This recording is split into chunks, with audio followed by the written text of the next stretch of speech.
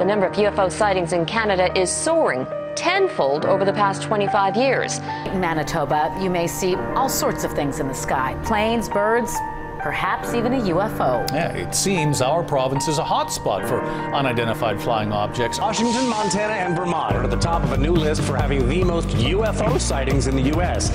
Washington State topping the list with 5,894 sightings per 100,000 people. Far behind, in second place, is Montana with 823 reported sightings. Florida, by the way, came in on the list at 29th. Well, this sounds like something out of a science fiction movie, but some here in Northeast Ohio insist they've seen unidentified flying objects here, saying we're even in a hotspot for sightings. Okay, so science fiction or the real deal?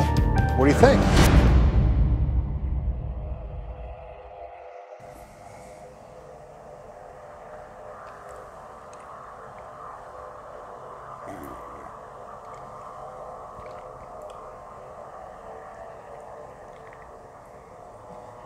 God, I hate when YouTubers make coffee and drink coffee in their videos, but I needed a coffee for this one.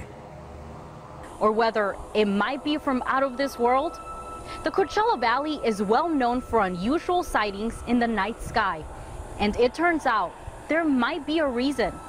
The valley is right next to an extraterrestrial hotspot. So today I want to talk about UFO hotspots and why I think it's important that we begin to analyze these locations, study them from a whole new angle.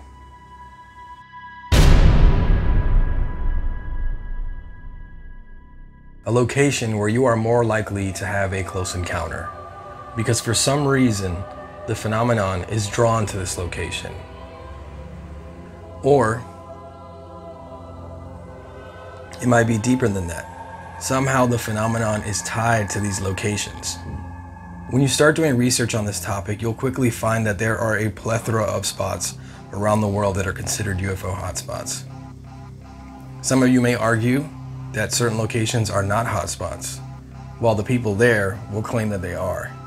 There are thousands of reported UFO sightings right here in Nevada alone. This is a huge UFO hotspot. You're going to go to one place and sit down and try to summon something from the sky.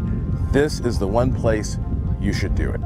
I think it's a good reminder to show us all that this phenomenon is global and widespread. And these craft and these occupants, they have no barriers, they have no restrictions. From what we've seen so far, it looks like they can go anywhere they please.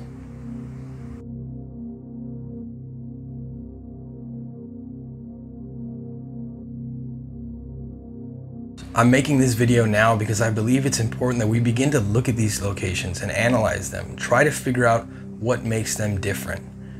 What is it that attracts the phenomenon to that location? Now, I was trying to think of how I should present this video, and I decided to make this quick introduction to the UFO hotspot, and later in other videos take time for each spot, break it down, and analyze it.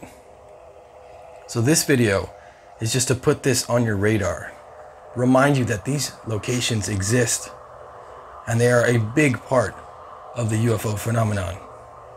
If we want to understand what the relationship is that we have with these occupants and these crafts, we need to begin to look at it from all the angles that we can. I believe this is a very important angle that we all should be looking into. See, I think the word UFO hotspot gets thrown around a lot because it could just be that everyone, everywhere, is experiencing this. And it's not about hotspots. Or it could truly be that there are locations where this phenomenon dwells.